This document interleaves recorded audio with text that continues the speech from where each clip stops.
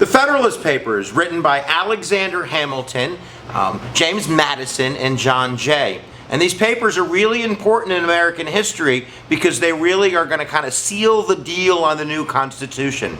So I'm going to call them the second book of duh. The first book being Common Sense, kind of waking up the colonists. This is a book, another book of persuasion to get the Americans now living under the Articles of Confederation, kind of the chutzpah, to ratify this new Constitution.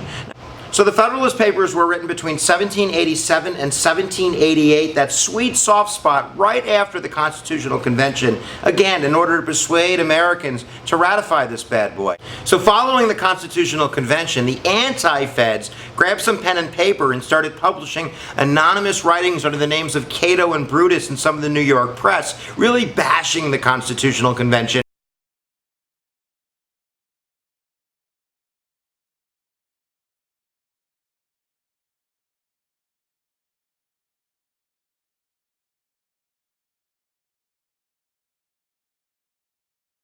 Philosophical underpinnings of Federalist Paper number 10. And of course, the Federalist Papers are one of the most important series of essays that were ever written in the United States in terms of governmental papers, because they're being used to persuade states to ratify the Constitution. So they're really explaining not what's in the Constitution, but why the Constitution. So Federalist number 10 is written by Madison.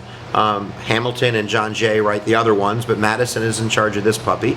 And it's entitled "The Union as a Safeguard Against Domestic Faction and Insurrection." So let's take a look at it. The main purpose of this paper, if you want to kind of pick one word, is factions.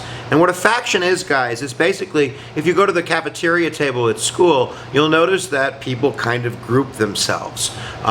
You might see kind of the jocks at one table, and maybe kind of the kids who do really well, the honor society kids at another table, and the whatever, you get the idea. Those are factions. And what Madison said